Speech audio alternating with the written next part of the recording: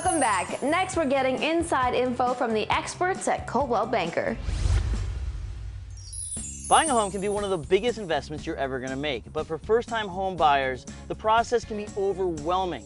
But never fear, I'm here with my friend Ron Iosa from Coldwell Banker. Good to see you. You too, George. Good to see you. Now, when starting out, you're trying to figure out where on earth am I going to move my family, where am I going to buy that house? How does one even get started? Well, there's so much that goes into a search, but you said a key word, family. Family, okay. So if I have a family, the most important part of my search is the school district. Now, there's plenty of very good school districts all throughout every state. What I want to do is I want to narrow that down, maybe 3 or 4 great school districts where I want to raise my family. The second thing, my price. Very important topic. Now, I probably went and got pre-approved for a mortgage, so I know what I can comfortably afford. That means I'm not going to go to one of those towns and search from $300,000 to $3 million. I'm going to hone in on what I can comfortably afford, and that is where I'm going to search.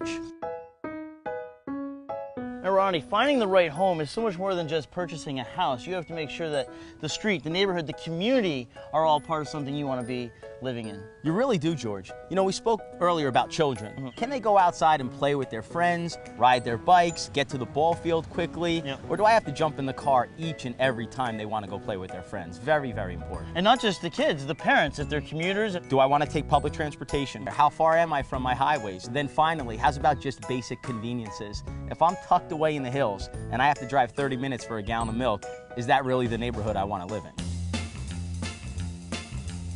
Now, when it comes to finding the right house itself, I understand you're supposed to look at a bunch of different options, but if this was the first place I saw, how could I not fall in love with this? It's phenomenal. It really is, George. And honestly, if this was the first place I looked at, I would probably fall in love too. But what's important is not that I simply fall in love with this amazing pool, but as long as everything else about the home is right. You don't want to be blinded by the light, you know, all the bells and whistles, and then find out that the foundation itself is crumbling. That's why hiring the right home inspector to investigate that home is so important, to know that my bones, my structure, my foundation is really just as good as the facade that I see. So you would recommend, once you find the right house, definitely getting a home inspector to come and check it out? I would never buy a house without it.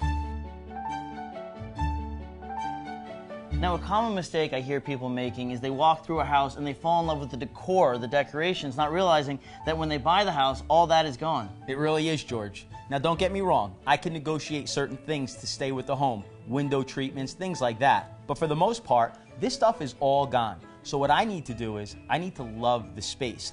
Now, I'm going to tell you about another grave mistake that people make. They talk about furniture and what I already have. I cannot buy a home based upon the furniture that I currently have. You can always sell your furniture.